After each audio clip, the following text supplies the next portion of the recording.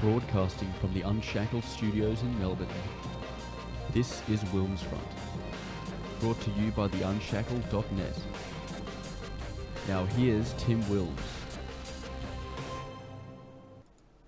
Hello everyone and welcome to tonight's show. The date is Wednesday the 5th of February 2020. It is just past 7 p.m. here in Melbourne. We are live on the Tim Wilms YouTube and DLive channel, so please join in the live chats.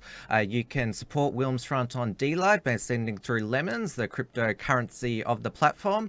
If you're watching in the YouTube chat, please click on the entropy link and you can send through super chats or ask myself or tonight's guest questions. And I know a lot of you have been having trouble with entropy, so if you put your live questions in the chat, I will look for them and ask and answer them, because I know a lot of you have been temperamental about that. Now, you'll remember a guest of mine 2 weeks ago was Australian political commentator Alexandria Marshall, who discussed, amongst other topics, her battle against Australian bushfire disinformation on Twitter. We both mentioned during the show that one of her comrades in the Twitter information wars, if I can use that term, was Marcus Fu. He's a young conservative from Western Australia and recently became an Australian citizen after his family migrated here from New Zealand. He has amassed 4,400 followers on Twitter since joining in 2015 and is a constant triggerer and head exploder of the far-left identity politics promoters and spammers on the platform. He's recently been expanding his political thoughts and analysis beyond 280 characters in several articles on his own blog, and I'm pleased tonight that he's agreed to do his first on-air interview on WilmsFront. So, Marcus, welcome. Thank you for inviting me here on to WilmsFront. Now, you and I, we're both avid followers of the news cycle. I was just going through I'll bring it up on the screen here, your Twitter account, so people can see for yourself. Your username is @AStrongerOz. So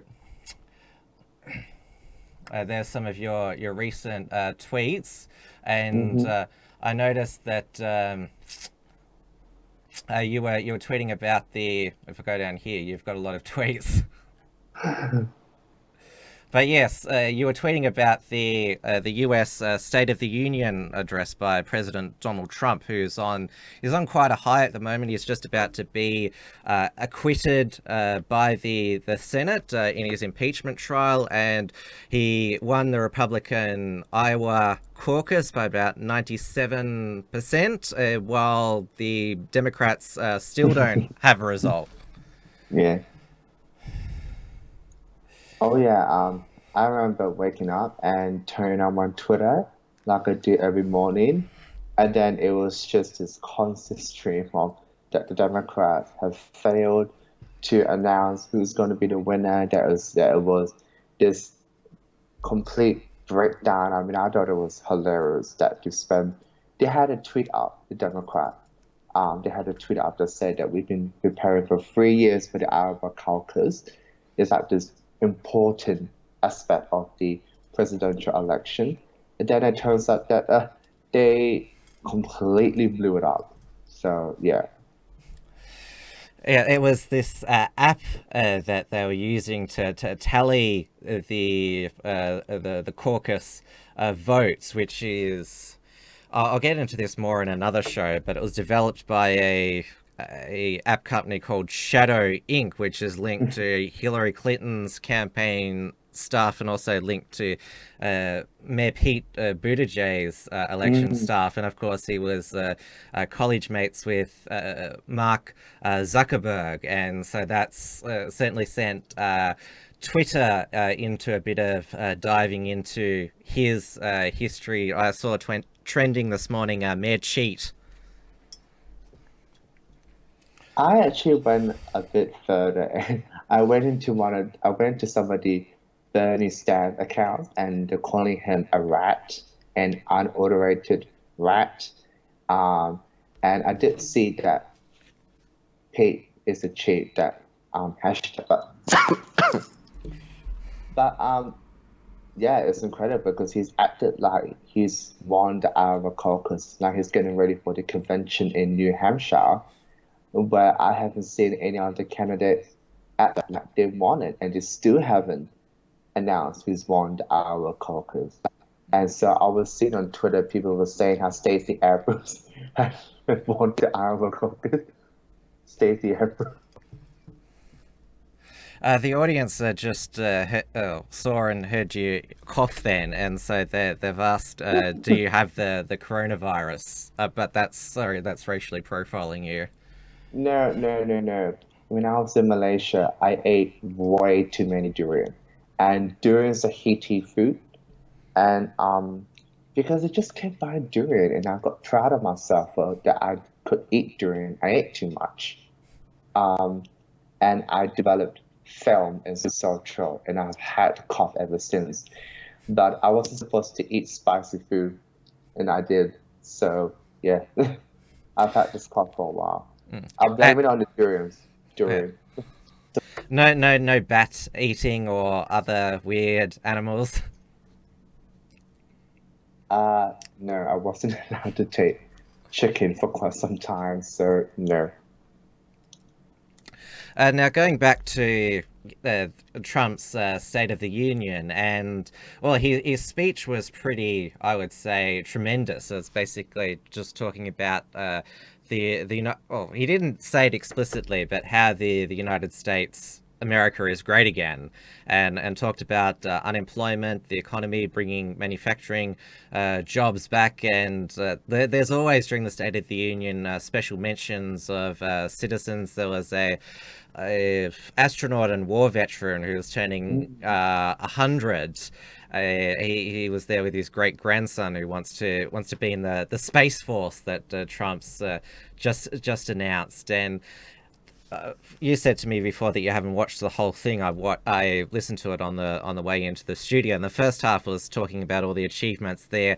The second half was more Trump being on the offensive against his political enemies, and he mentioned that the United States will never be socialist.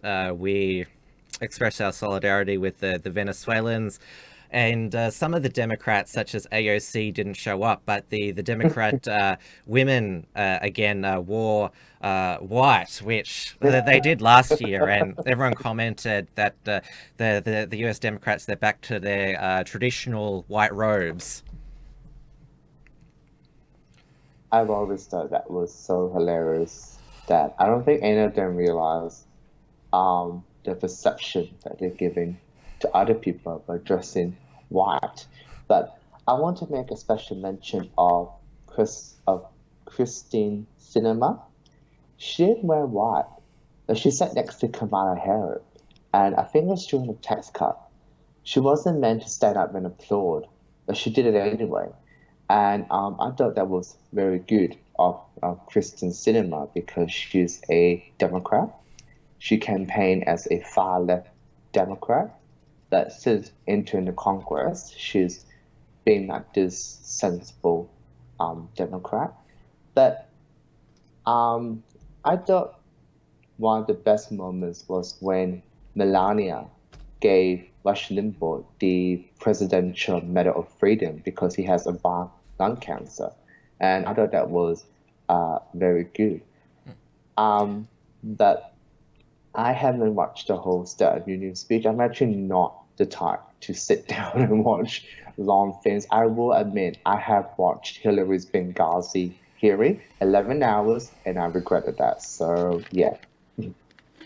It's still more watching the US Congress speeches and committees. It's still more tolerable than watching Q&A every Monday on the ABC. That is basically torture. That is true, but then again, like every time Congress shows itself to the world, it's just this constant stream of embarrassment.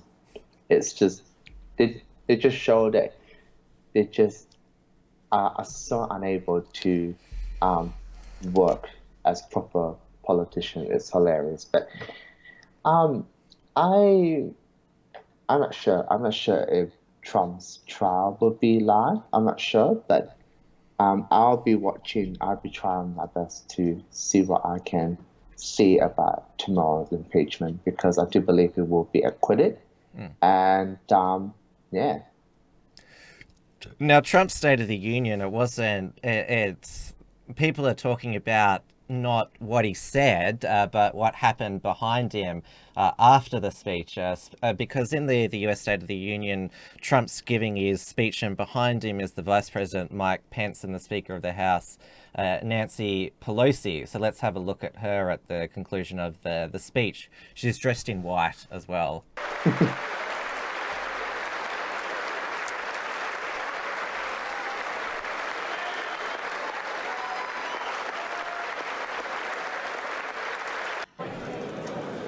Why did you rip the speech up, Madam Speaker? Because it was the courteous thing to do, considering the alternative.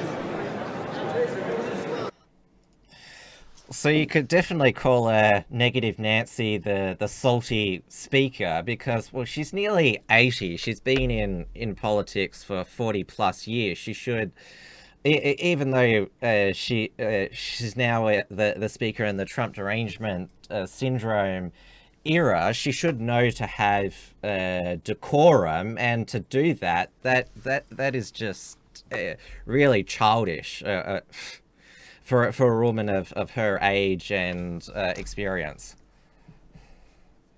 Well, she's Nancy Pelosi.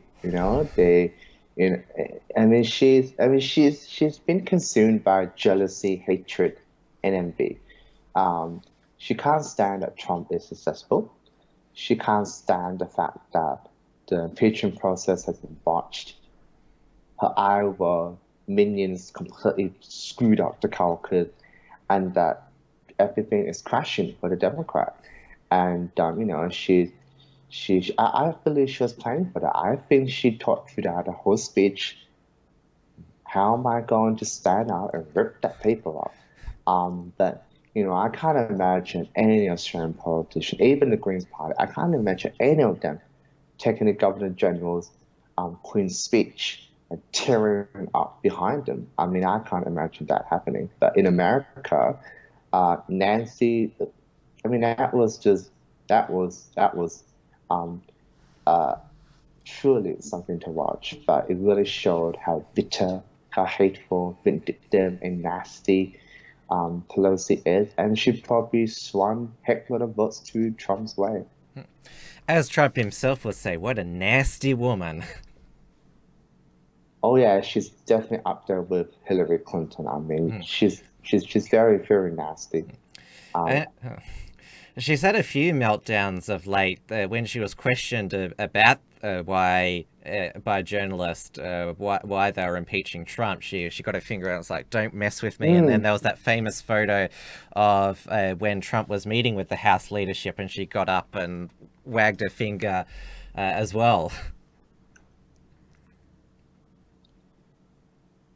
I would have thought that Nancy, given her age, given her years of experience in Congress, I would have thought she would have been a lot more ruthless than childish. Do it like, I know she hates Trump, but she could have kept that. She could have been cold towards him, giving him the cold shoulder, be ruthless. But she's acting very, very childish, and it's terrible. And I did see that when she pointed her fingers at the journalist, and it just shows that that's why you need term limits in Congress, because she's been there for too long. I wrote an article about Donald Trump's impeachment, and I called her what did I call her? I think I called her the Ice Queen or something like that because of the way she's been acting. Well, I think her face now is pretty much as rock hard as ice because, as I said, she's nearly 80, but although the Botox can only do so much to prevent those wrinkles. She's from California. I think she's from California. She's from San Francisco. She's from the most leftist state in America. She's never going to get voted out. She's going to die in office unless somehow she managed to piss off California to the point that they will vote her out. I mean, she's never going to get voted out. She's very smart in being in probably the most leftist state, the most leftist seat in the House. She'll never get voted out. She must likely die in office. She'll most likely be re-elected and having to enjoy another 4 years of Donald Trump. But I don't think she's going to get voted out. I mean, that'd be like saying Melbourne's going to vote out Adam Ban. That's never going to happen. Yes, he's been the member for Melbourne since 2010, new Greens leader now. And I know that a lot of people were celebrating Richard Di Natale's retirement, but we ended up with somebody worse leading the Greens, an actual Marxist. I saw Tim Wilson. He said the mask is off the Greens now, and the Marxist in them is out. And I noticed that Twitter hates Tim, and they're all raging against him now. He's another one who on social media and just in general with the left, he shatters the identity politics narrative hypothesis, and yeah, that's one of the reasons why they even Elbow gets triggered by him. He it was a few months ago now, I'm not sure you remember, he made this deranged statement where he said that after the federal election that if Scott Morrison lost, they were going to make Tim Wilson the leader. And well, Tim Wilson is still a backbencher, which means that Albo is somewhat paranoid and threatened by him. That's funny because Tim Wilson is from the moderate left faction of the Liberal Party. If he was in New South Wales, he'd be in the 40th faction. He shouldn't be paranoid about Tim Wilson. He should be paranoid about someone like Peter Dutton or Andrew Hastie, those type of actual conservatives in the Liberal Party. But I've never heard that before. Wow, if he's actually made that statement, that's he hasn't known the Liberal Party room very well if he's making that type of statement. I find that astonishing. But in regards to Adam Ban, I read that Australian article and I just went, oh my goodness, the Green Party is going to get more dangerous, more deranged with Adam at the helm. I have a prediction and I'm confident about this. I think the primary vote is going to drop from 10.4% to somewhere much, much lower than that, because I don't think people want to vote for the Greens. I mean, it's going to take them further to the fringes. And hopefully this will scare the Labour Party to not want to copy them, because Adam Ban is a certifiable lunatic. And, I actually feel sorry for all those MPs that have to deal with them in Canberra. I mean, it's just... Richard Di Natale was insane, but at least he wasn't as insane as Adam Ban. I was actually rooting for Sarah Hanson-Young to be leader because she's hilarious. Yes, she is, but she's managed to get $500,000 plus from the federal court from David Linehelm after he I saw that. went after her. So she's got a bit of a payday.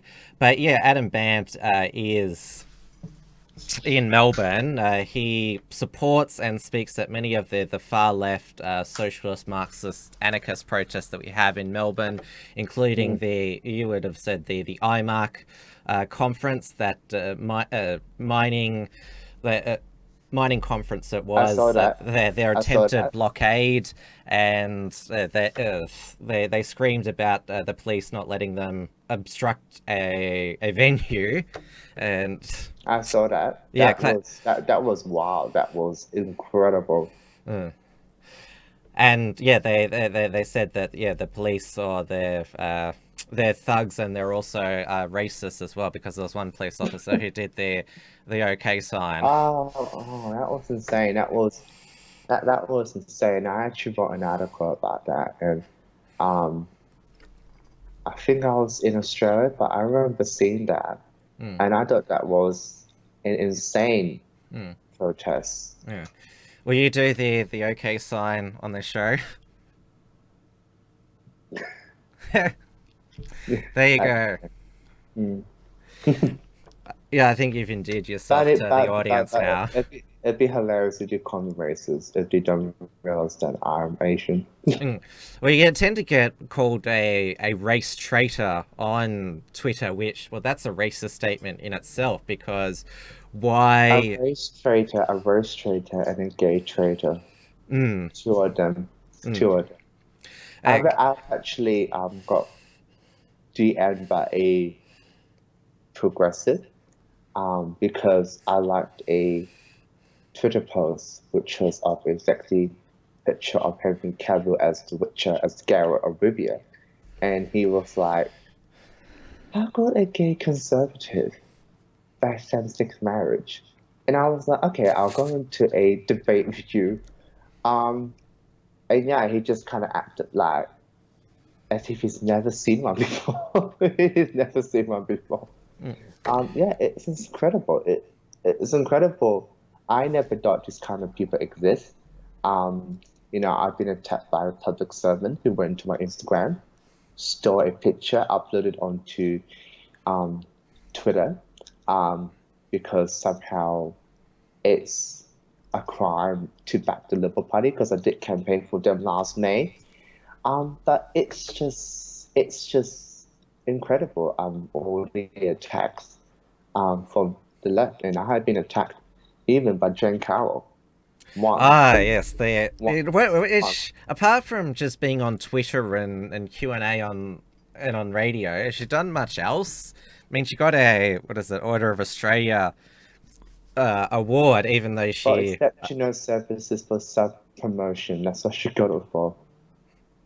She probably was one of those people that got angry at Bettina Arm being awarded a member of Australia, a member of the Order of Australia. She probably, I hope she gives back her AM before she gets investigated.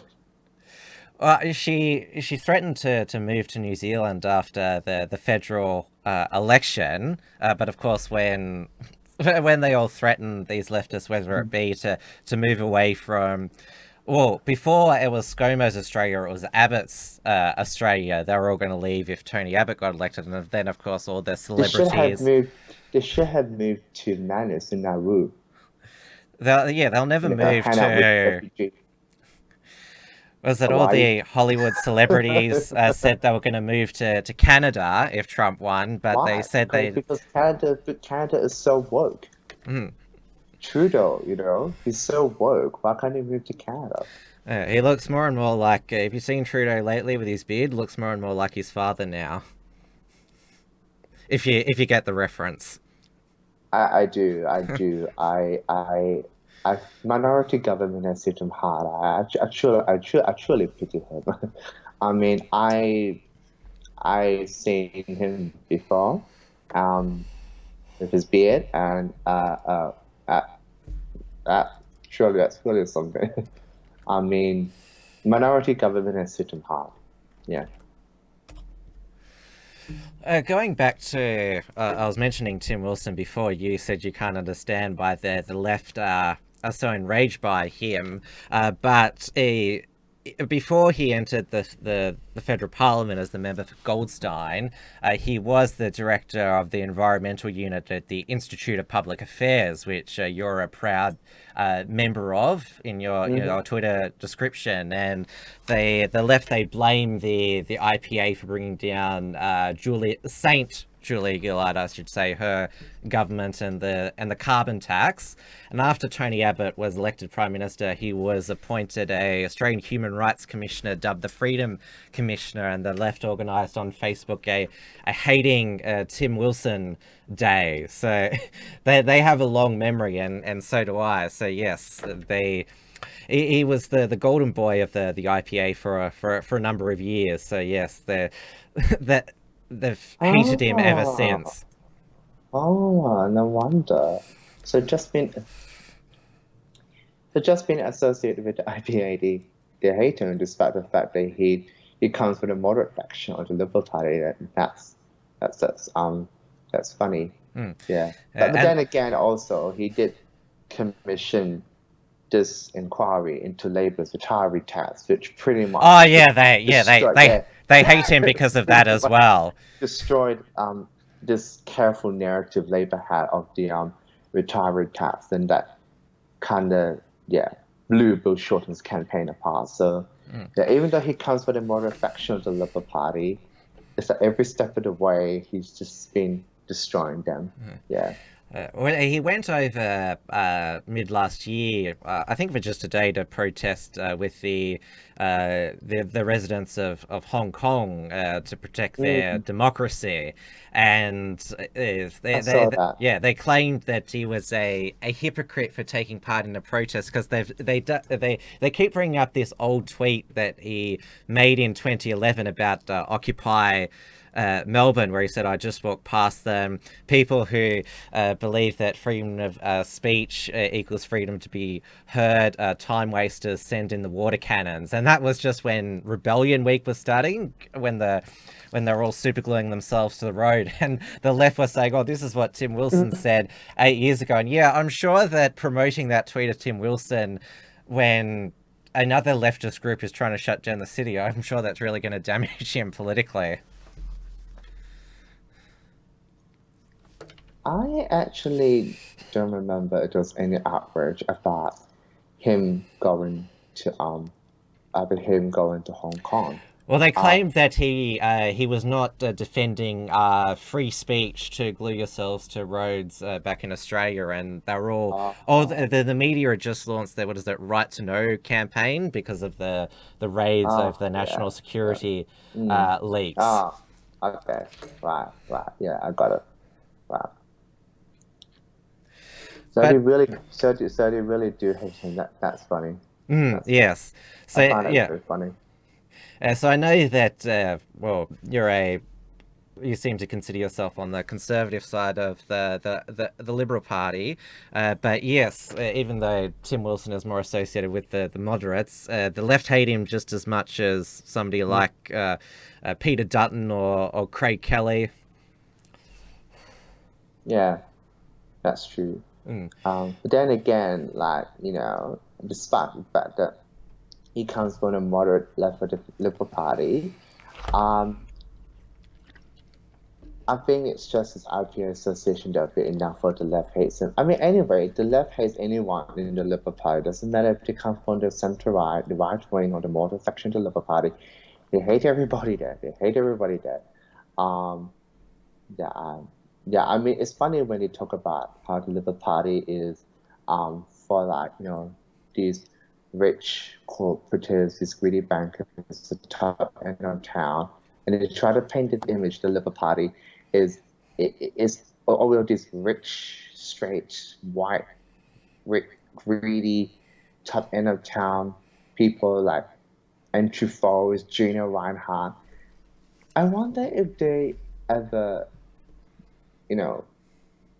come across a bunch of random grassroots liberals, because when I campaigned for the Liberals in Calvin, I remember going to an event with the candidate and the Prime Minister, and it was a room jam-packed full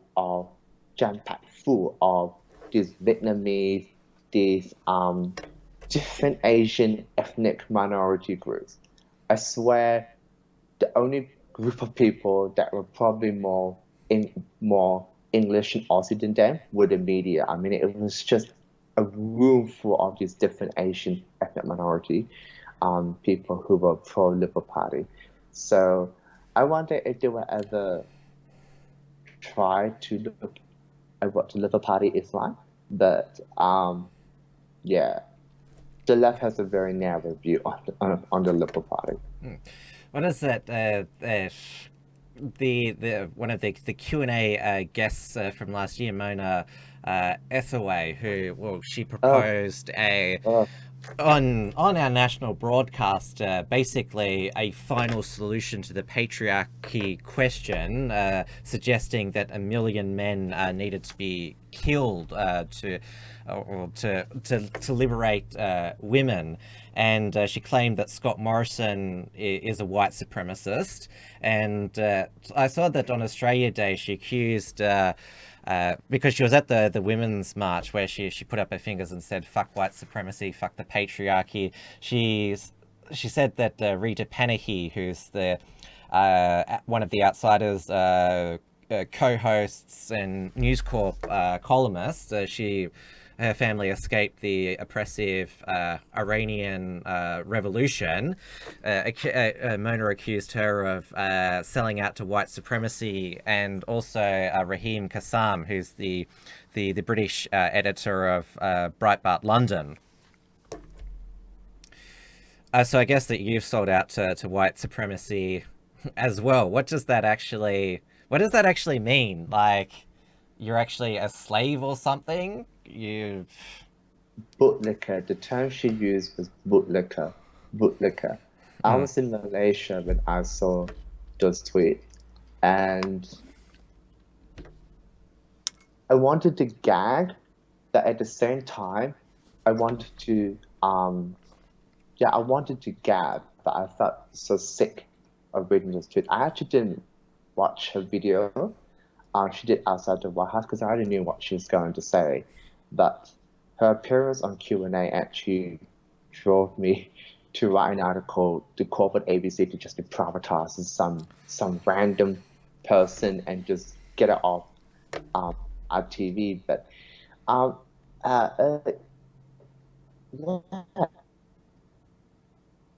Your connection's cut out there for a moment.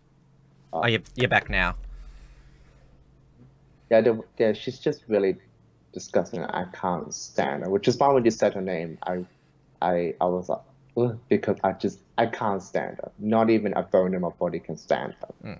Of course, she didn't just say that on Q&A. She's written it in a book, The 7 Deadly Sins for Women and Girls, or Peter Dutton or David Coleman granted her a visa to visit Australia, yet they're the same people that recently banned Milo Yiannopoulos and Gavin McInnes from touring Australia for saying politically incorrect things. Yeah, I used to be a fan of Milo and Gavin, but not anymore. But I thought it was wrong to ban them. I think you let this deranged, obviously mentally unwell cat lady into Australia, who we've never heard of, and her first impression is to call for the killing of 1 million men. I remember very well what she said. See, I did it again. I remember what she said. She said she wanted to get rid of the death penalty. She didn't agree with incarcerating them.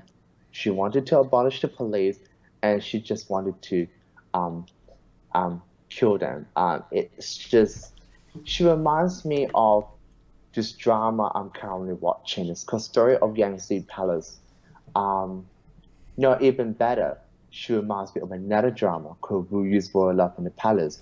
There's this two evil wives of the emperor who scheme and manipulate to kill all these other concubines, all the other princesses, all the other princes related to the emperor to try and destroy his main wife. And that's what she reminds me of. She reminds me of this, of these ancient, empresses, ancient females who will scheme to destroy and kill all sorts of people to get their way. So that's what she reminds me of. Is that she's a hell lot more scary. She's a hell lot more ugly to look at and to listen at, and she's a hell lot more vile and just really revolting to listen to. That's what she reminds me of. Just more uglier and more revolting.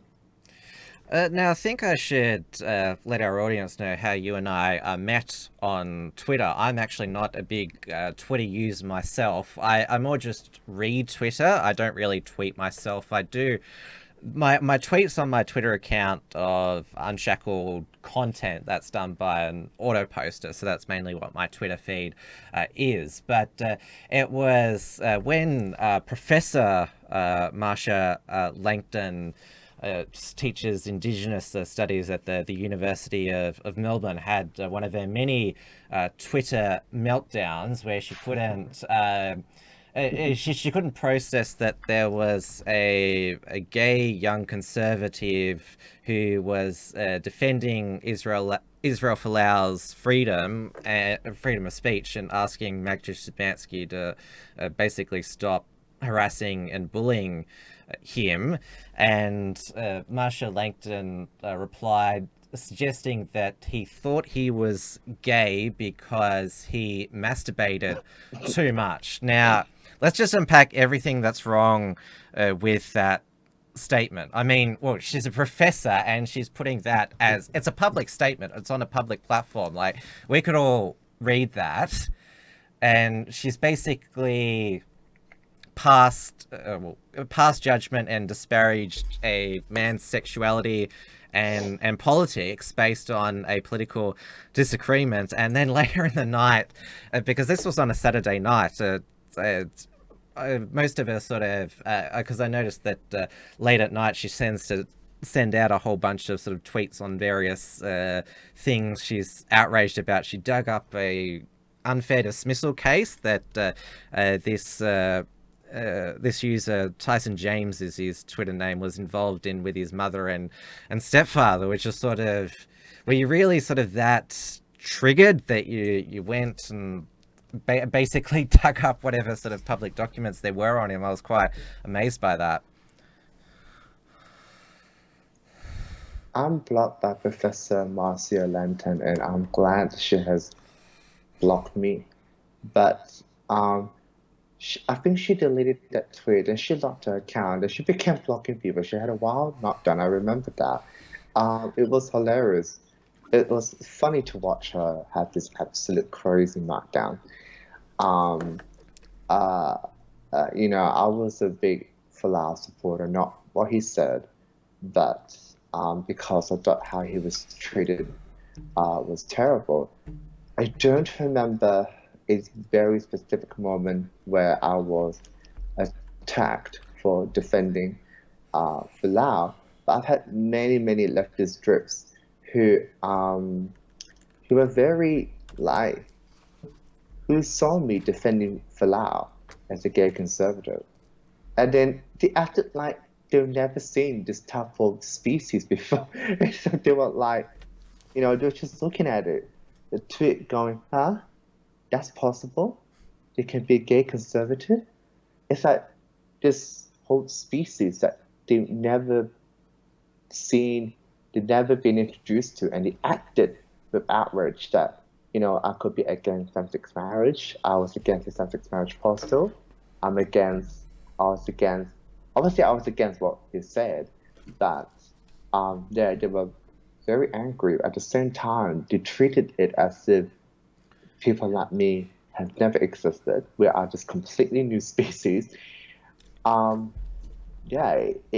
It's strange how the left acts on Twitter. It's very strange. Identity politics traitors, the left reserve their most vicious abuse for people such as yourself. Have a look at Jacinta Price. She's the most high-profile Indigenous conservative, and she is relentlessly targeted. I remember when I first did a profile piece on her on the Unshackled, I got heaps of emails.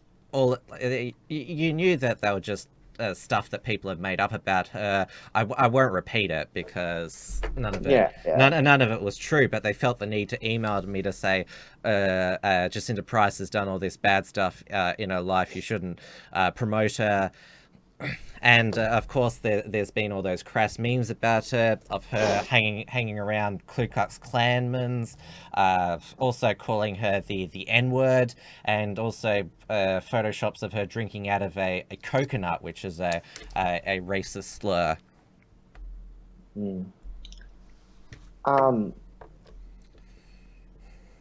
I've had many fights with the left. I don't instigate it; they instigate it, and I try to act in a very proper manner. That yeah, the first when the left knows I'm a gay conservative, that's what they attack first, and then they continue. I think for a period of time during the whole Gladys Liu saga, the left on Twitter actually thought I was a Chinese spy. It was a Chinese spy. I was a spy from China. I don't know how that was possible because I've never been to China before. You never were a Chinese citizen. You're only of Chinese ethnicity. Yeah, and so, and you know how that it was a 60-minute interview about that Chinese spy, the dude who said that there could be a potential rogue MP or spy in Parliament. Some of the most deranged, malcontent lefties pointed right at me. And yeah, I mean, they said I'm a gay trader, a race trader, a Chinese spy. They said that I cannot. They said that I cannot, be who I am, and I never thought this sort of thing existed until I got to Twitter. But they really love to browbeat minorities into their boxes, and it's always these white leftists. There's always these white leftists. Right? It's always these people, these fringe-dwelling malcontents on Twitter, who just come out and just attack me for either what I said or no reason at all. Yeah, Jen Power has attacked me once, and then she's never attacked me ever since. I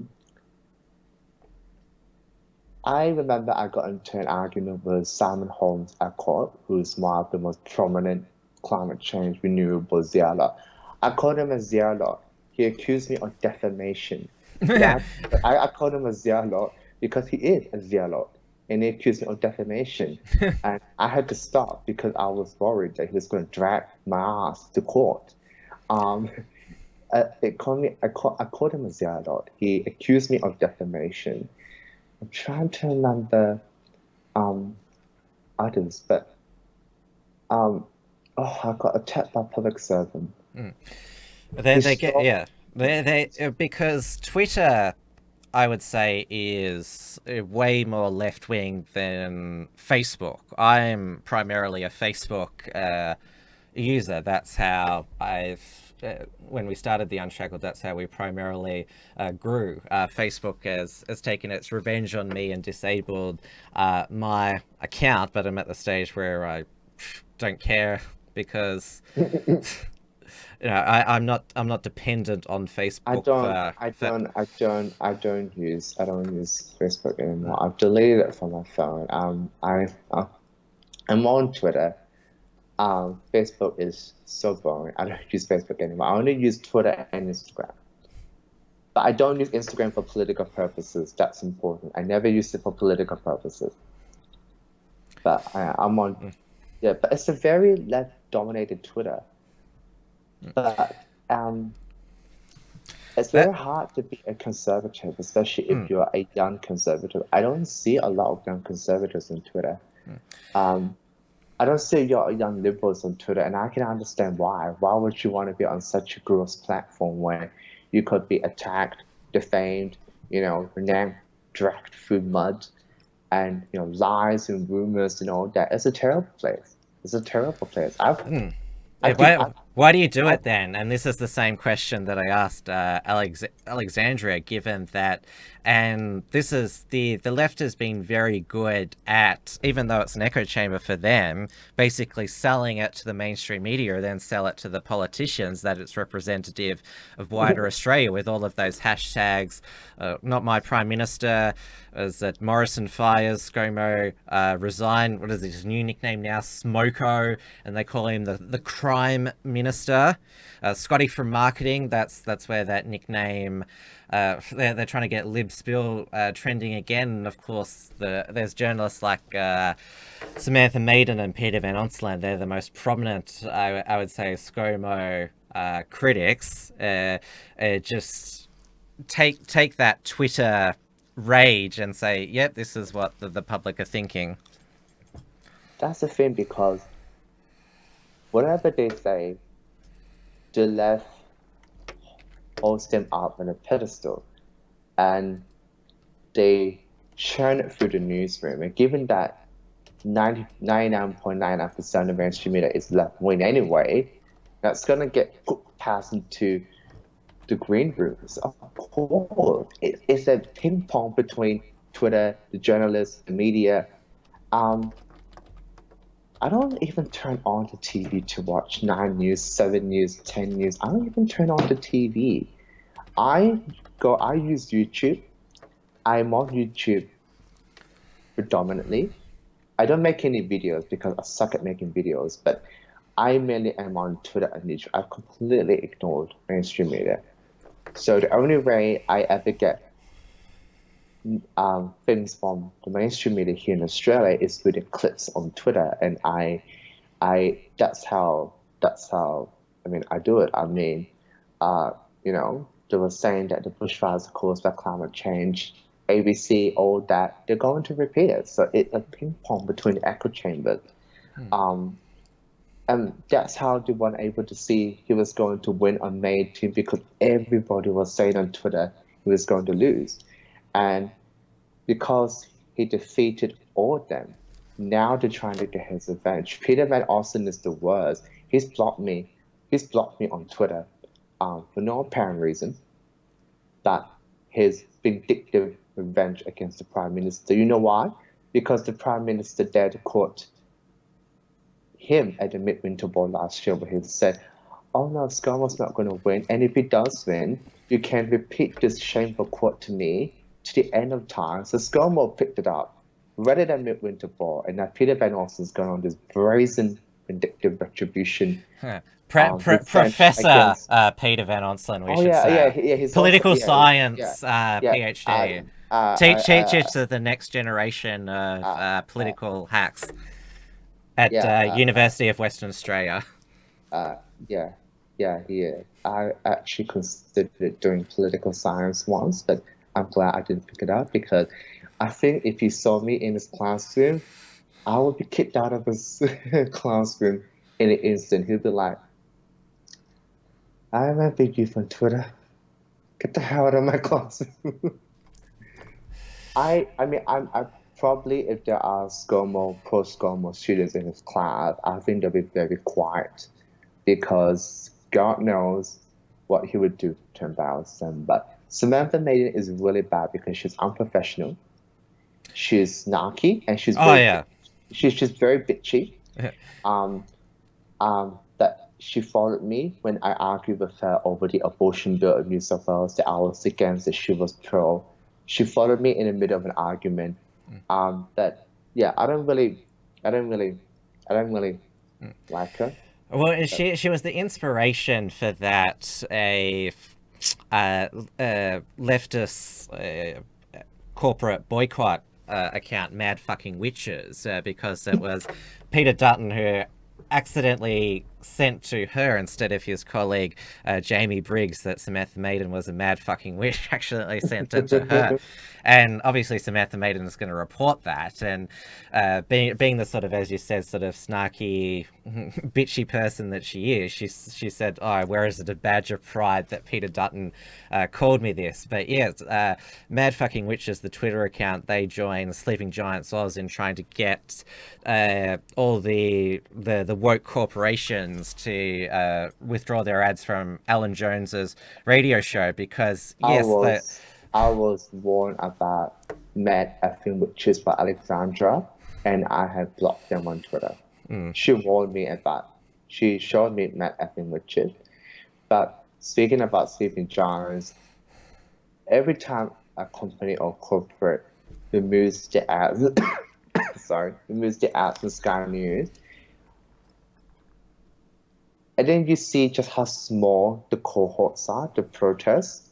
It's how small, and they're able to influence these stupid companies and corporate to remove the ads from Sky News.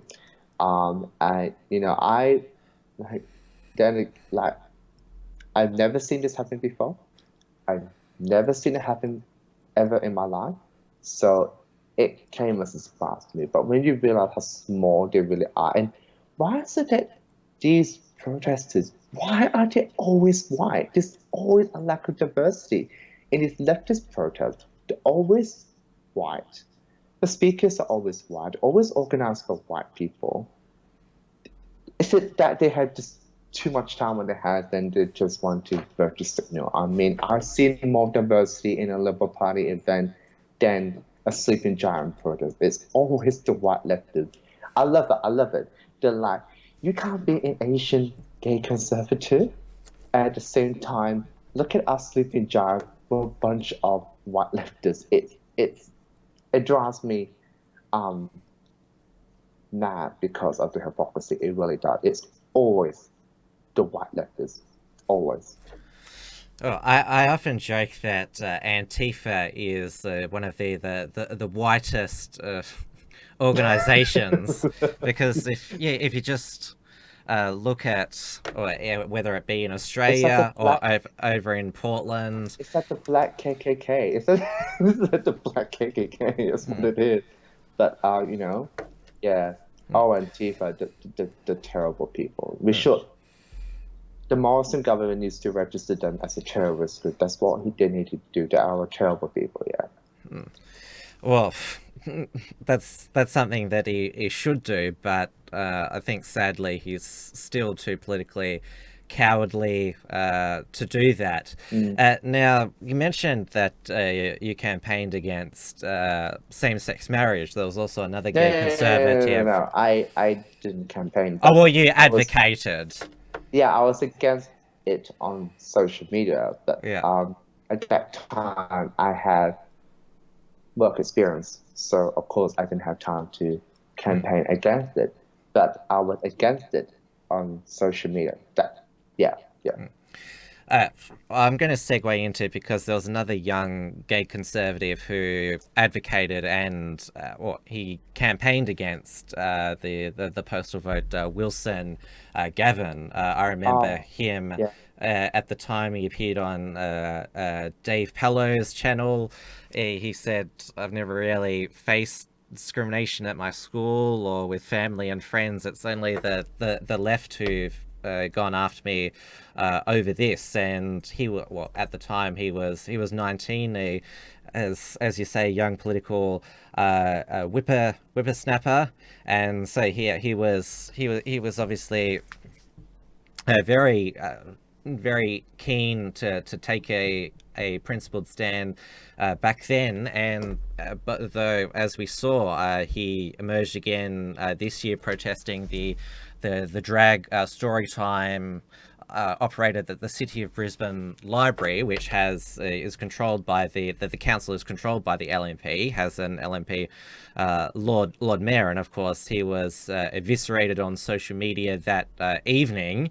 And then, sadly, on the Monday, he took his own life, and I think it shocked all of us because you would have seen it the night before. They were really going after the young LNP up there. There was Twitter hashtag trending Hitler Youth. There was a lot of, because they'd also gone after another young Queensland LNP, Barclay McGain and Jake Scott, after they released quite you can say quite foolishly a schoolie's a young LNP video where they interviewed schoolies, and Barclay was interviewing Jake and said, "Oh, we should be celebrating our culture, not one that couldn't invent the wheel." So this was another young LNP bigotry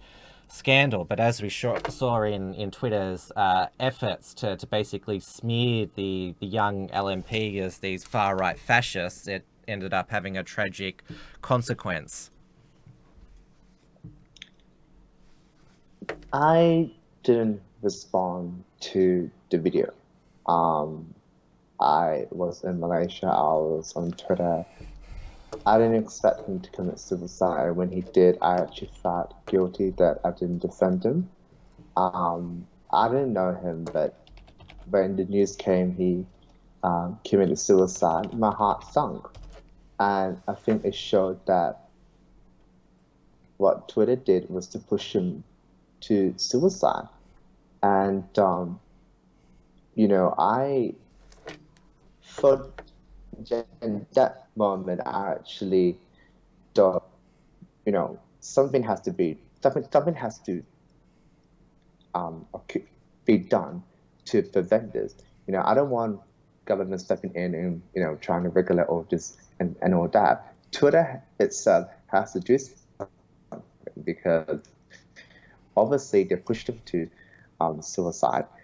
I didn't respond the whole thing. The only time I ever responded was to send my condolences that he committed suicide. But even then, I saw on an ABC post all these people celebrating his suicide. And it's like, why would you celebrate anybody killing themselves? That is very, very tragic. And I think for the rest of my Malaysian holiday, I actually blocked that entire thing in my head. I just completely blocked it. I never wanted to remember it because I thought it was tragic, I thought it was sad, but at the same time, nothing had to be said about the whole thing. That was very tragic. But like I said, this is why young liberals don't go onto Twitter, because they're just going to get met with all sorts of rubbish. The most vitriolic hatred. Why would you go into Twitter? Sadly, it actually takes courage to go onto Twitter as a conservative, and if you're of a different skin color, or if you are a guy like me who's gay and Asian and is a conservative and backs the Liberal Party and publicly backs the Prime Minister Scott Morrison, of course they're going to meet with all sorts of rubbish and crap. But the thing is that if you don't have the intestinal fortitude to fight back and to just move on, then of course it's going to be hard. I've deactivated my account many times because I was sick of Twitter, because I hated Twitter, because I didn't like the fact that you could spew all sorts of terrible vitriolic garbage, and Twitter would be like, oh, so what? That, like, if you are a conservative and you get shadow banned, you get banned, you lose your followers, you get treated like a online criminal. Yeah, if you advocate, you push someone to suicide, then it's like, Twitter's like, sweep it under the carpet, don't do anything about it. This will kill Twitter, because if this keeps going on, people will hop off Twitter, people will stop using Twitter, and George Christensen, he left Twitter because of this.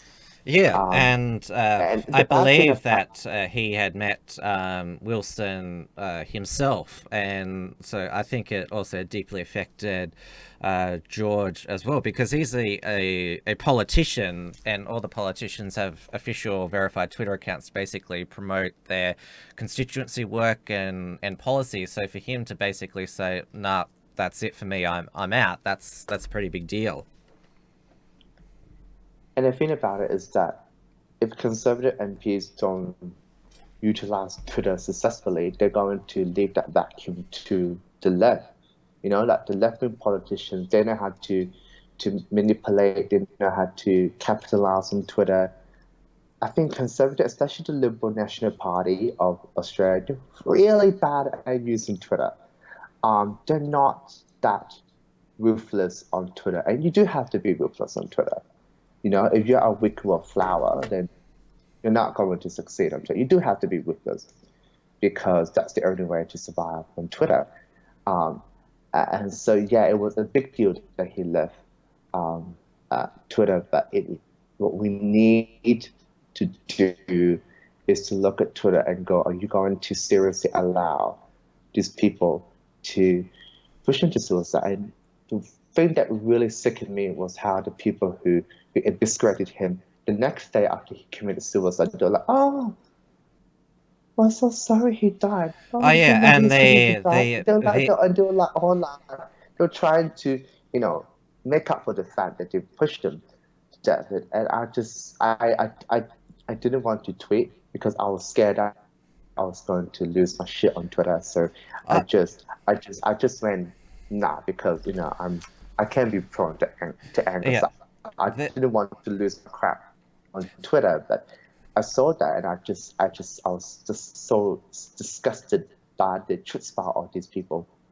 Yeah, the radical LGBT activists like Sally Rugg, they said that, even though he campaigned against our community, he was still part of our community, and obviously he was a troubled soul because his politics conflicted with his sexuality. And my response to that is you're basically trying to wash your hands. And they also tried to exploit his death to push their political agenda, saying, this is why we need safe schools so people like Wilson Gavin don't hate themselves. You didn't know him. All you ever saw of him was his activism.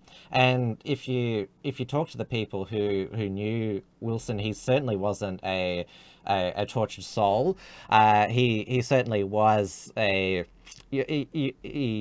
was involved in a lot of the nitty-gritty of politics at a young age, which also probably took its toll. But don't try and spin this and wash your hands. And going back to there was a lot of people who went against the sort of the official line and said, I'm glad that he's dead because, according to them, he harmed LGBT people. That's just what they haven't got any direct evidence of that. They're the same people who are celebrating Rush Limbaugh having advanced cancer, and also said that Scott Morrison's father recently died of shame because of his son's handling of the bushfires, which is obviously based on what Alan Jones was secretly recorded saying about Julia Gillard's deceased father. And so they think that it's okay for because Alan Jones said it about Julia Gillard then for basically, and they also said about Tony Abbott's father when he died.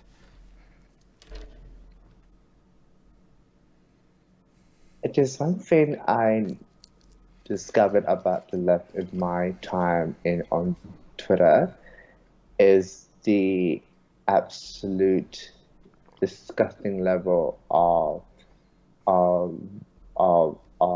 toxic, venomous bile. I truly don't know how one even stoops to this level. It truly is just horrible. I frankly don't even know how anybody could be this vile. And it's horrible to lose anyone that you love. It's just absolutely horrible, But I'm a Buddhist and I believe that karma will get them, not necessarily through their loved one dying, but karma will get them and they will regret their actions. Hopefully rather soon. Hopefully sooner than later. But I saw about Scott Morrison's father dying, and he had to continue on with his job even though his father died. He didn't have a lot of time to mourn. That can be really hard on anybody, even if you are a resilient person. That can be hard on anybody. But the left just saw that and just attacked him because I think he was vulnerable. He was vulnerable. That's why they attacked him. It's just I don't agree with what Alan Jones said about Julia Gillard's father, and I think the left is far worse. It's really terrible. Yeah. Yeah, I've got inboxes from anonymous leftist accounts on Facebook saying you should hang yourself, and send me a picture of a noose. And then after Wilson took his life, somebody messaged me, said that whiny faggots like you should jump in front of trains, so you should do it as well. That was another anonymous account. So yeah, I've never gotten any of those yet. I've never been told to. Oh yes, the other day, believe it or not, I made one reply to Alexandra Marshall's tweet about MEN, and some random idiot I've never heard about said that, why am I talking about right-wing talking points, and I should kill myself. And I think he deleted it, that I screenshotted it, and I put it to Twitter safety. Twitter safety. I don't think anything happened. I don't think anything happened. It's like, I actually wanted to quit Twitter over Wilson Gavin. I just felt like, well, if Twitter can allow this, what other things can they allow? Twitter also has pedophilia accounts and all that. It's just a vile platform. It's just, I can't wait till a more better platform comes. I'm only using Twitter because all the other conservatives are on Twitter, and it's just a vile platform. It truly is. It's a very vile platform. We've got roughly half an hour left, so let's turn to your journey to becoming an Australian. You're officially an Australian citizen now. Are you a sole Australian citizen? You're not one of those dual citizens who were all in our parliament last term? First thing, I would never run for parliament. God knows. Even if there was a safe deposit, I would never run for parliament. I just know that I do have a Kiwi citizenship, that I would never run for parliament. So I would never ever have to get rid of my Kiwi citizenship. That goes to state and federal parliament. Sure, it might be good to get some more conservative MPs up, but it's just no. Because No. you and your family migrated 11 years ago from New Zealand, and obviously your family is Malaysian Chinese background, and so some people might think with that sort of background that you would consider yourself some sort of globalist citizen, but you're a proud Australian. Mm-hmm. Yeah, I grew up in my teenage years I finished my I finished my primary school education in Australia, my secondary education, and my TAFE education here in Australia. So majority of me growing up came in Australia, and I really love this country. Despite the problems we face, it was such a good country. I mean, I love New Zealand. It is very hard. I question myself over the years whether I loved Australia more or New Zealand, but it's clear I loved Australia more. Citizenship ceremony last year was good, and it felt a relief to finally be able to use my Australian passport. But to finally be an Australian citizen and to have the privileges, it felt very good. Yeah. So there'd be no question of who you'd fight for. That's the the key question of our time. About what? Who you'd fight for, like which country you'd fight for. Australia, of course. Australia, of course, yeah. You do have, like, obviously, people who are watching and listening to this can tell you still have a thick Malaysian Chinese accent, and you mentioned there that you had spent the holiday there, so you still do have a somewhat of a cultural, spiritual connection to Malaysia. Mm. Mm. And it's gone even stronger. In the last Malaysian holiday, I actually went to the stomping ground where my Fujian ancestors came, and it was in Goping, Ipoh. And I went to my great grandfather's medicine shop, which is now owned by by his descendants who are related to me, and I met them for the first time. So given that I've now been there, it feels a lot more powerful in Malaysia. But of course, I still love Australia, but it just feels the cultural, spiritual, natural home is in Malaysia. Even though I was never born in Malaysia, I was born in New Zealand. But yeah, I mean, I love New Zealand. I love Malaysia. It's interesting. I have these three countries that are linked to my life. Yeah. This is what a lot of people have commented on, that in the 21st century, this century began with sort of the concept of the global citizen, but from what you just said, it's part of a trend of people going back to their tribes, their cultural cultural roots, and even Malaysia itself, because obviously there's the native Malayan people. They're primarily Muslim. Chinese Malaysians, over 80% are Buddhist, and that nation has seen racial tensions flare up. And I did see a Vice article, it was a while back, about how some native Malayans are basically adopting sort of white ethno-nationalist positions, basically wanting Malaysia to be for them. And the Malaysian Chinese, they've always been at the top of in terms of wealth and powerful positions in business and economy. Yeah, that's true, especially when you look at places like Genting Highland. Genting Highland Resort was the vision of Lim Gong Tong, who was a Chinese Malaysian. And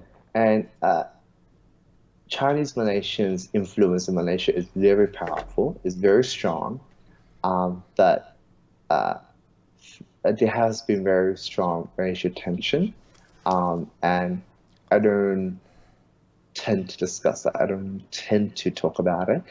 I don't ever talk about it. And I never raised it up when I got back to Malaysia, but traveling around Malaysia, traveling around Kuala Lumpur, traveling around Ipoh and all that, you see how widespread the influence is. And, it's not just business and economy, it's also politics as well. So business, economy, and politics, they're very widespread there. And Malaysia was one of the countries that Fujian people migrated to. And so, yeah, very strong influence in Malaysia. But there has been also Islam has been creeping in Malaysia, and yeah, there's also this fear of religious freedom in Malaysia as well. But when I last time went back, the Islamification of Malaysia wasn't as strong as I expected it. But it is the country's main religion, and at the same religion, so there's that. But what I'm talking about is the extreme versions of it that's creeping out in Malaysia. That's scary, that's terrifying, because obviously, if that proves out, no other religion can compete. And there's very little Christianity in Malaysia. I did not see one church. Oh, I did see one, but predominantly it was either Islam or it was Hinduism or it was Buddhism. So yeah, so there's also that religious freedom tension in Malaysia as well. So whatever you think of Australia is a lot worse in other countries.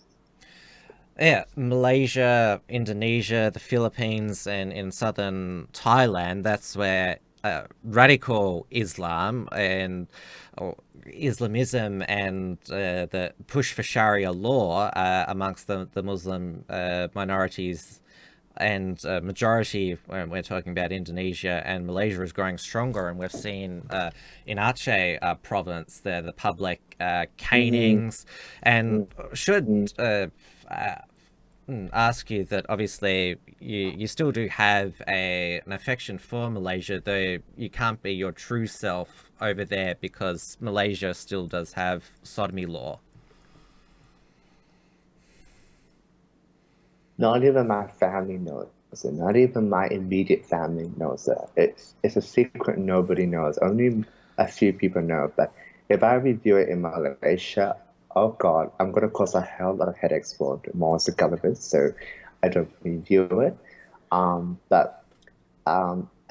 mean, if you look at me, I'm not immediately a gay person ever. I don't have the accent. I don't act flamboyantly.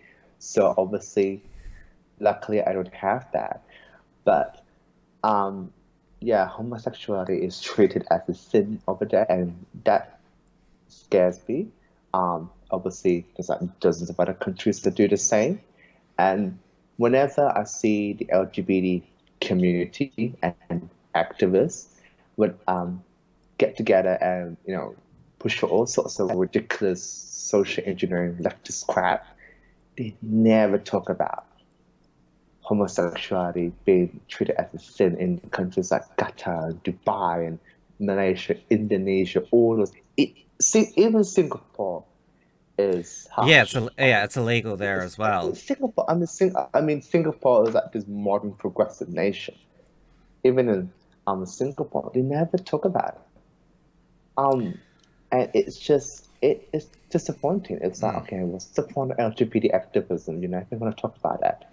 And I have written articles supporting President Trump's administration push to get the nation to decriminalize these ridiculous, backward, stupid laws that I don't see a real hunger to really push these nations to do it. And they always go about how Western nations are so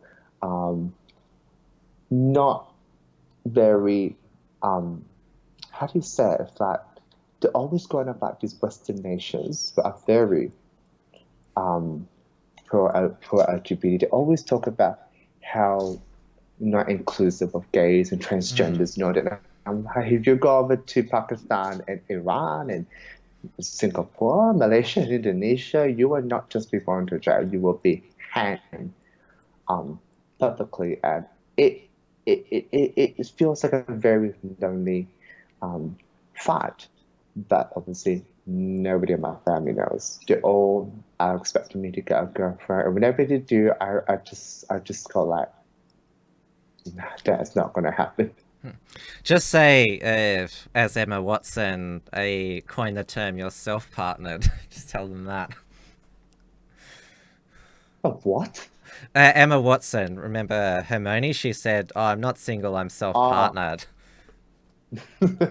So the joke is now when the family ask, "Oh, when are you going to settle down?" I get it. I get it. Oh yeah. Then again, I can identify myself as anything I want. Yeah, I could. But they won't get the joke. Some of them might take it seriously. So I might not. I mean, they don't accept the other cultures and countries we mentioned. They certainly don't accept the other million genders, sexual orientations, and you can identify as well. Also, like The Chinese Malaysians are very strict traditional.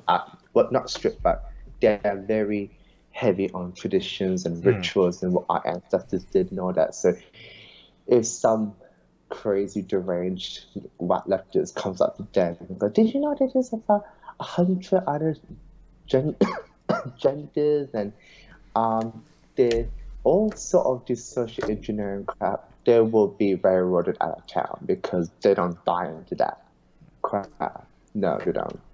They're very conservative. They're more conservative than majority of Australian families. That I can tell you. They're very conservative, very, very conservative. Which is why a lot of them voted for Scott Morrison in May 18, because not only was he a Christian, but he had a principled stance on religious freedom. He was against same-sex marriage, and because Labor had vacated that vacuum, they, in electorates of Western Sydney, which is a very religious part of the electorate, they voted and swung the pendulum to Scott Morrison, and that didn't surprise me because they're very conservative. Like, most Aussie families will be fine with a gay family member, but in these type of families, it's a lot harder, which is why I tend to keep quiet. And you're also, in your Twitter description, you describe yourself as a constitutional monarchist, but Malaysia and Singapore were colonized by the British until, well, the Japanese obliterated them in, well, the first part of World War II. So you're also a colonizer bootlicker as well, because you don't Really, understand because that. Tim, I grew up reading and loving reading and investigating the British Empire. I remember reading them colonizing India, so I actually really enjoy reading that. Although I'm not sure how the left would take it, they will probably call me a bootlicker of the British colonizers. But I enjoy the British Empire. But yeah, so that's another irritant for the left. Oh, one of the representatives of the Australian Monarchist League, I'm not sure if you ever came across him on social media, was Satyajit Mara, who's of Indian heritage, still has a thick Indian accent, and obviously everyone knows about India's struggle for independence against the British Empire, but Satyajit's over in Australia. He wants us to remain a part of the Commonwealth and have the constitutional monarchy, which is also a head explode reality for the left. I'm a big fan of the Queen. I absolutely admire the Queen. I also love the Thai monarchy as well.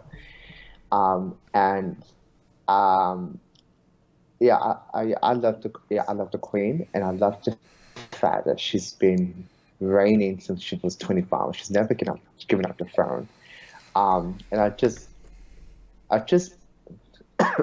admire the fact that we have this constitutional monarchy. Even though it was nearly broken, or it was stretched to breaking point in 1975 when Sir John Kerr sacked Gough Whitlam, it's still a very resilient system, and it prevents anybody from gaining too much power, or the politicians, or the Green Party eco-socialists. And I love how strong the constitutional monarchy system is. It's a very reliant system, and I do like the British monarchy. I even have books on the Tudor monarchy, and I remember my last high school English assignment, which I got, I think about 80-something% on, was on the Tudor monarchy. It was on before the monarchy was founded. So of course, I'm a big constitutional monarchist. So of course, that's another head exploder for the left, because the Republican movement is so small. I mean, you look at the people that won it. even if Prince Charles becomes the king, nobody wants the pirate to be King or Malcolm Turnbull or Anthony Albanese Well, or what Richard about Dean Taylor. the next It's like, generation of royals, starting with Charles and also his sons, William and Harry, are big on, well, climate change, and obviously Harry has, with his yeah. wife Meghan Markle, embraced the whole social justice agenda, and that is probably the thing that would sink That will the hurt. monarchy. That will hurt. That will hurt the constitutional monarchy movement. That will cause a split. There will be a. There will be. I suppose there will be a debate until like, okay, we hate these royals. But at the same time, look at the other alternatives: Malcolm Turnbull, Peter Fitzsimons, Anthony Albanese, Richard Dean Taylor. That is a nightmare. But at the same time, I think the saving grace is Kate Middleton, the Duchess of Cambridge. I think she will be the one to save this generation of royals. You know, people might not like Charles and Harry and Meghan Markle and Camilla Parker both. I do, but nobody hates Kate Middleton, the Duchess of Cambridge. She will be the only saving grace.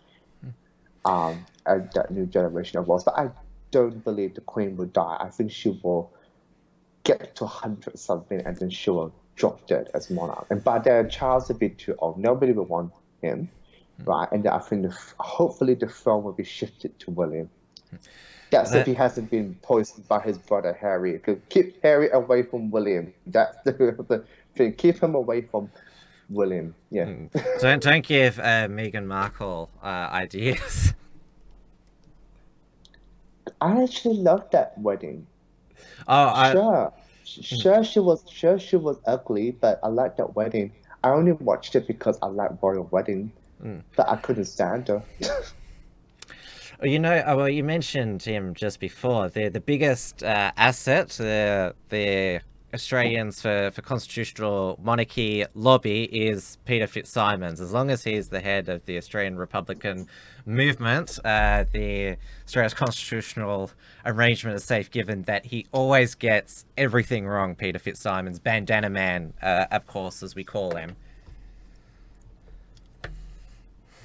He does. I mean, if he brings people on like Malcolm Turnbull, Anthony Albanese, Richard Dean Taylor, it's not going to go anywhere. Look, the idea of turning Australia into a republic is so far down on our national priorities list. You know, and they want to do another referendum. We already had one. You know, having another referendum, won't that be going against the first referendum? I mean, that would make the Remainers in Britain jealous. They'd be like, "What? How come Australia has the second referendum and we can't have one on Brexit?" Well, the Scots, they want a second referendum now, Nicola Sturgeon. We are running out of time. You have coughed a few times during tonight's show, which we established at the beginning you don't have the coronavirus, but have you coughed in public, and have you been have people been racist towards you, given that you are of Chinese appearance and you've coughed? Have you experienced some of that racist virus that Tim Supamasani, the former race discrimination commissioner, has? I couldn't Soupy. Well, Soup Man is what other people call him. It's racist to mispronounce his name. No. No. I'm not experiencing one single racism. Although talking about Mr. Soupman, I saw that tweet and I just, oh my goodness, unbelievable that he once became a Human Rights Commission president. He once let Cameron. Oh, that's probably why Cameron Rights Prime Minister was such a disaster, because he has Soupy advancing him. Soupy advancing anybody is bound to turn into a disaster. But this whole thing of, oh, don't put them into Christmas Island because it's racist. Okay, we should put them into your home, quarantine in your home, And well, good luck. You know, it's just it's just so stupid. This whole thing of you can't call a demon to Christmas Island because it's racist. It's not okay. Call a demon in your house. You know, I'm tired of hearing that. I'm so tired of hearing this. You know, like you can't ban them from coming here to Australia. You know, it's like they want an outbreak of Wuhan 2.0 in Australia. Like you can't ban these people. I bet if this disease started in America, they'd be like, shut the doors, don't even let an American tourist in. This is all Donald Trump's fault. That's what they would do. And because it's in China, it's like, we get to use a race card. It's so stupid. So stupid. Did you see Kevin Roth's wife? She's like, clear a hotel, put them all into a hotel. She tweeted, clear a hotel, put them in a hotel. These people are nuts. These people are stupid. Yeah. I mean, it's a medical fact that the outbreak happened in Wuhan, which is a city in China, and obviously most of the people who've been there and flown back to Australia have been of Chinese appearance. That's not racist. That is just the medical fact, and we still call the Spanish flu the Spanish flu. No one's crying about how that's racist against Hispanics, but apparently if you call it the Chinese coronavirus, then that's racist. What about the Black Plague? What about the Black Plague? Black Plague? They might have to turn it. Yeah, Black Plague. Yes, there's that as well. There's a lot of things which need to be rebranded. We are completely out of time now. Thank you tonight, Marcus, for giving your debut interview. We are going to throw, she's just started, Dia Beltran, her weekly live stream. She has got as her guest Cage Anderson, who is he grew up in Sweden, but is now an Australian. So, or another sort of similar sort of migrant story to you. But well, I'm sure he'll have a lot to say about Sweden's how multiculturalism has worked out for that nation there. How progressively tolerant and safe Sweden is. We should turn Australia into. I'm sure we won't get any of those car bomb explosions. I'm sure we won't.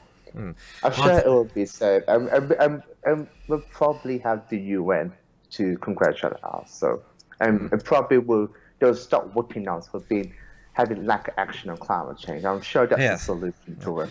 Well, Greta is now will be the unofficial or maybe official Swedish global ambassador, though I much prefer that title. She is the left Abba. She is the left Abba. But she won't last very long. I think that title should go to PewDiePie. I think he's a better representative of the Swedish people. Anyway, I'll bid you farewell, Marcus. We will, I'm sure, interact, well, maybe by the end of tonight on Twitter, there'll be some war that will break out. Yeah. Thank you, Tim. Have a good night. Yeah. Good night, you too. And that's the show for tonight. I'll wrap this up quickly because Dia has just started. I'll be back tomorrow night on air in the form of the Unshackled, 8:30 p.m. Melbourne time on the Unshackled YouTube and D Live channel. And of course for WilmsFront again, 7 p.m. Melbourne time on, if you're watching on YouTube, on this channel, or on D Live, 7 p.m. Melbourne time. To follow me on social media or catch the podcast version of the show, go to timwilms.com. If you want to support WilmsFront and other Unshackled productions, go to theunshackled.net/membership. The Unshackled.net also has our written content, so make sure that you visit it on a regular basis. Sign up to our email list, the Unshackled Battlefield.net, so you can be informed of our latest content. Until tomorrow, have a good night, and I'll see you again soon. Thanks for tuning in to WilmsFront. Visit timwilms.com or Rational Rise TV to view the archive of episodes. And keep visiting the Unshackled.net to view all our shows. And to keep up with the latest real news and analysis.